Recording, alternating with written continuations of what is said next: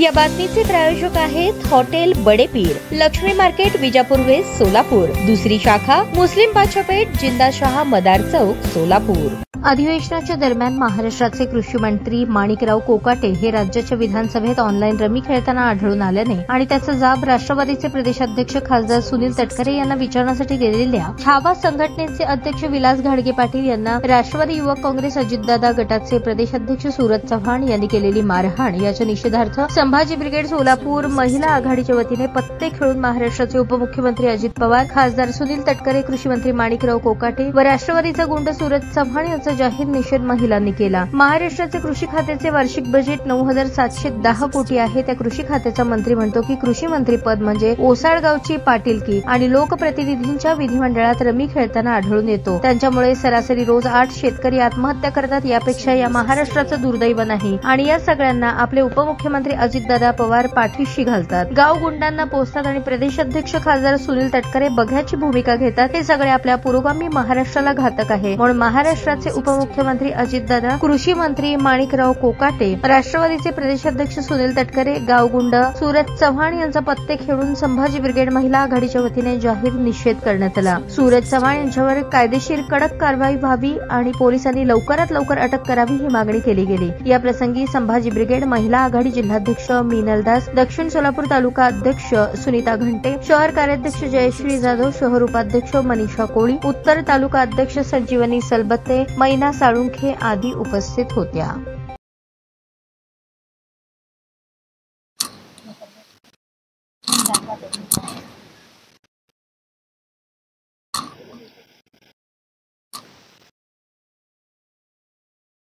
उपमुख्यमंत्री अजित पवार,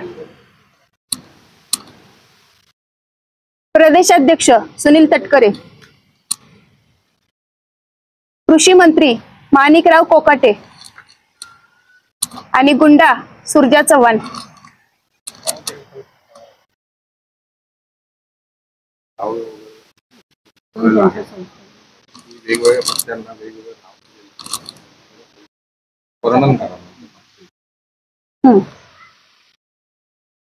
तर हा जो आहे सूरज चव्हाण, काल यांनी छावा संघटनेचे अध्यक्ष विसरलो विकास घाडगे पाटील याच्यावरती गाव गुंडांना घेऊन हल्ला केलेला आहे। तर त्याचं कारण आहे हे माणिकराव कोकाटे, कृषी मंत्री, राज्याचं हिवाळी अधिवेशन चालू आहे सभागृहामध्ये, सभागृहामध्ये, आणि त्या सभागृहामध्ये शेतकऱ्यांचे प्रश्न मांडायचे टाकून आपल्या राज्याचा कृषी मंत्री माणिकराव कोकाटे हा रमी खेळण्यामध्ये व्यस्त आहे। या महाराष्ट्राची इतकी वाईट दुर्दशा झालेली आहे आणि खास करून शेतकऱ्याची मार्च आणि एप्रिल महिन्यामध्ये जर सरासरी काढली तर जवळपास 4,779 शेतकऱ्यांनी आत्महत्या केलेली आहे आणि रोजचा जर सरासरी रेट काढला तर 8 शेतकऱ्यांनी आत्महत्या केलेल्या आहेत आणि 9,710 कोटी इतकं बजेट कृषी खात्याला दिलेलं आहे, महाराष्ट्राच्या कृषी खात्याला। तर हा माणिक कोकाटे जो म्हणतोय तो ओसाडगावचा पाटील अशी कृषी मंत्र्याची अवस्था आहे असं म्हणतोय। तर एवढं बजेट असताना सुद्धा हा म्हणतोय की मी ओसाडगावचा पाटील आहे। मग हा असा बेफिकीर कृषी मंत्री जर आपल्या महाराष्ट्राला लाभलेला असेल, जो अधिवेशनामध्ये विधिमंडळामध्ये बसून सभागृहात बसून ऑनलाईन रमी जर खेळत असेल तर काय उपयोग आहे अशा कृषी मंत्र्याचा।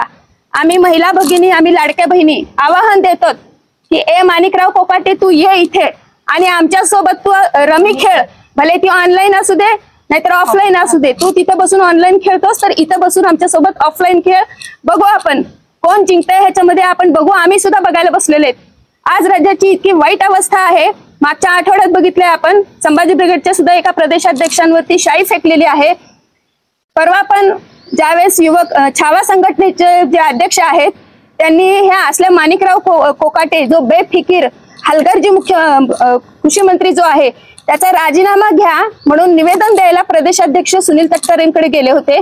पत्ते दाखवून त्यांनी निदर्शन केलं होतं लोकशाहीमध्ये अधिकार दिलेला आहे आपली बाजू मांडण्याचा, भांडण्याचा। तर असं केलेलं असताना हा जो सूरज चव्हाण आहे राष्ट्रवादी युवक काँग्रेसचा अध्यक्ष, त्यांनी त्याच्या सोबतच्या गाव गुंडांना घेऊन छावा संघटनेचे अध्यक्ष जे आहेत त्यांना मारहाण केलेली, इतकी जबर मारहाण केलेली, त्यांचा चेहरा पूर्ण सुजलेला आहे, डोळे सुद्धा काळे निळे झालेले आहेत. त्यांच्या एका गुंडाने तर खुर्ची उचललेली होती त्यांच्या डोक्यात घालण्यासाठी. म्हणजे ही कसली गावगर्दी, हे कसली गुंडागिरी आहे. जो कोणी प्रश्न विचारेल, आवाज उठवेल, तर अशांचे आवाज दाबण्याचं काम या महाराष्ट्राच्या सरकारकडनं सुरू आहे. आणि अजितदादा तर गुंडांचा दादा म्हणायला हरकत नाहीये, कारण आपण मागचं वर्ष झालं बघत आहोत. मसाजोगचे सरपंच संतोष भैया देशमुख यांची हत्या करण्यात आली. त्यातला जो मेन दोषी होता तो वाल्मिक कराड हा अजितदादा गटाचाच होता. मागच्या महिना 2 महिन्याखाली पुण्यामध्ये वैष्णवी हागवणे आत्महत्या प्रकरण झालं. त्यामध्ये तिला त्रास देणारा तिचा सासरा जो होता तो देखील अजित पवार गटाचाच एक कार्यकर्ता होता. आणि आता काल जो छावा संघटनेच्या युवक अध्यक्षावरती जो हल्ला झालेला आहे, तर हा सुद्धा कार्यकर्ता जो आहे तो अजित पवार गटाचाच आहे.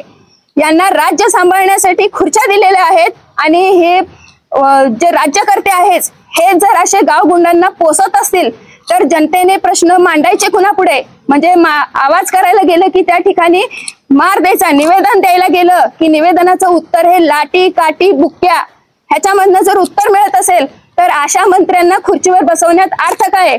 अजितदादा, तुम्हाला एक सांगणं आहे आणि एक मोफतचा सल्ला आहे लाडक्या बहिणींकडनं, की ज्या वेळेस तुम्ही तुमच्या पक्षामध्ये कार्यकर्ते घेतात, पदाधिकारी घेतात, त्यावेळेस तुम्ही त्यांची व्यवस्थित चौकशी करत जावा, त्यांचं बॅकग्राऊंड काय आहे हे बघत जावा. तुम्ही सगळ्या गुंडांना भरती करून घ्यायला लागलेले आहेत तुमच्या पक्षामध्ये. मग तुम्ही गुंडांचं राज्य चालवणार आहात का जनतेचं राज्य चालवणार आहात, हा प्रश्न मला तुम्हाला ह्या माध्यमातून विचारायचा आहे. पूर्ण महाराष्ट्राची तुम्ही मंत्री लोकांनी वाट लावून ठेवलेली आहे आणि गृह खातं तर पूर्णपणे निष्क्रिय खातं ठरलेलं आहे. फक्त गुंडांना पोसणारं हे सरकार झालेलं आहे आणि महाराष्ट्राचा बिहार करण्याची ह्यांनी वेळ आणलेली आहे. या ठिकाणी आज आम्ही ह्या सगळ्या लाडक्या बहिणी अजितदादांना आणि देवेंद्र फडणवीसांना, गृहमंत्र्यांना इशारा देत आहोत की तुम्ही बंद करा. हे असले जे गुंडागर्दी करणारी लोक आहेत त्यांना पोसायचं, खतपाणी घालायचं तुम्ही बंद करा. ताज्या बातम्या पाहण्यासाठी प्राईम महाराष्ट्र न्यूज चॅनलला सबस्क्राईब करा.